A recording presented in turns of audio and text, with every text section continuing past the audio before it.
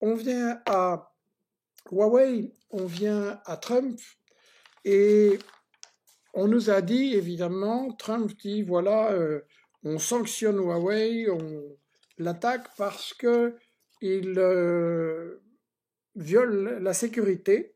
Le gouvernement chinois pourrait espionner les conversations téléphoniques. Alors ça, c'est drôle parce que je vous apprends rien.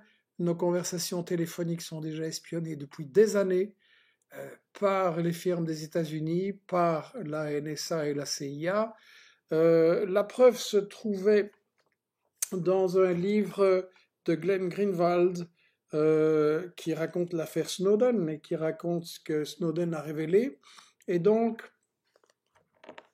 en 2011, Microsoft rachète Skype et 600 millions d'utilisateurs inscrits.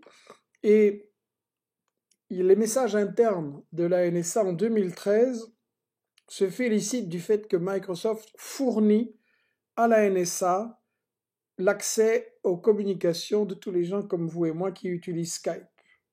Et donc, ils expliquent dans leurs notes là que ces 6 derniers mois, la NSA, le FBI, donc la police, service de surveillance interne, et la justice, pardon, se sont coordonnés pour envoyer tous les sélecteurs Microsoft actuels et à venir à Skype. 9000 sélecteurs ont été envoyés, ce qui a permis une collecte qui sans cela n'aurait pas été possible. Donc on est dans l'hypocrisie totale.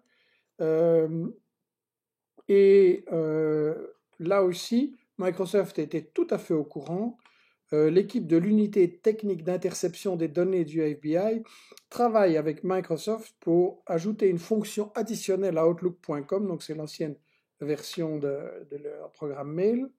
Et le Greenwald ajoute que la NSA partage l'énorme manne de données avec le FBI et la CIA. Donc on est dans l'hypocrisie totale. D'ailleurs, Ahmed Ben Sada, dont Investigation a publié Arabesque, enquête sur le rôle des États-Unis dans les révoltes arabes, avait très très bien expliqué comment le Pentagone, la FBI, aussi dans les révoltes arabes de 2011, avait étroitement collaboré avec Facebook, Google, YouTube et Twitter. Donc il faut se faire aucune illusion, ces firmes-là travaillent à nous espionner et travaillent avec la machine de guerre des États-Unis.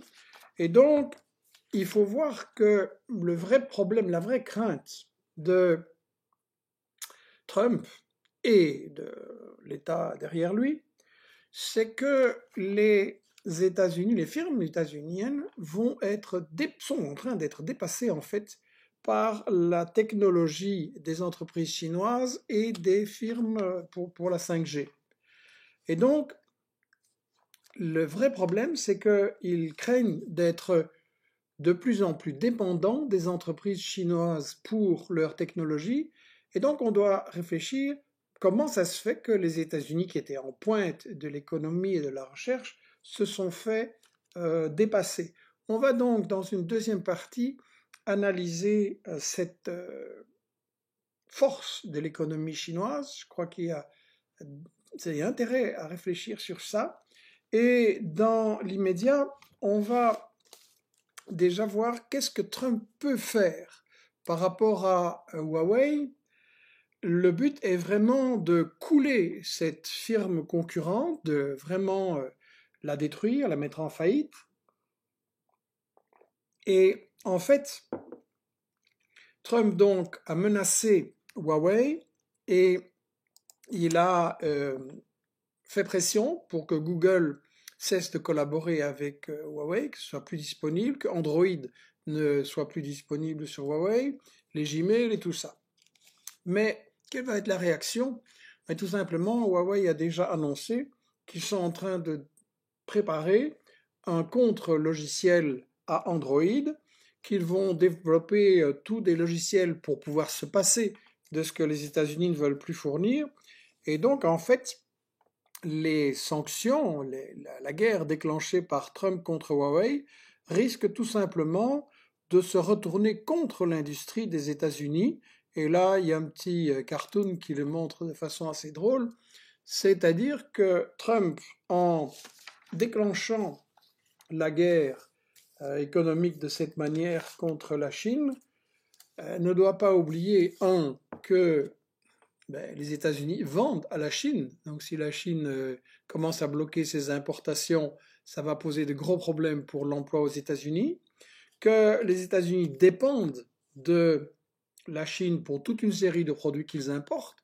Donc s'ils ne les ont plus, ils vont devoir les remplacer. C'est pas évident, ça va être plus cher. Donc la position concurrentielle de ces entreprises des États-Unis va aussi être mise en danger. Une guerre économique, clairement, risque de se retourner tout simplement contre les États-Unis pour la raison que leur économie est affaiblie. Une autre menace que la Chine peut faire peser en représailles, c'est tout simplement, étant donné qu'elle détient une grande partie de la dette des États-Unis, ce qu'on appelle les bons du trésor. Les États-Unis sont un pays super endetté, quasiment en faillite. La Chine a acheté beaucoup de ses obligations. Elle en a un peu relancé, revendu, je veux dire, ces derniers temps. Et si elle lâche à un moment donné, les États-Unis est carrément en faillite. Une autre menace qu'on a signalée, c'est que les terres rares, donc toute une série de minerais très rares et très nécessaires dans une série de productions économiques, c'est la Chine qui en produit 95% de ce qui est actuellement vendu et les États-Unis importent 80% de ces terres rares. Donc il y a déjà eu des indications au niveau de l'État chinois que si jamais les États-Unis deviennent trop agressifs dans leur guerre économique, la Chine pourrait faire pression en refusant de leur vendre des minerais dont ils ont absolument besoin.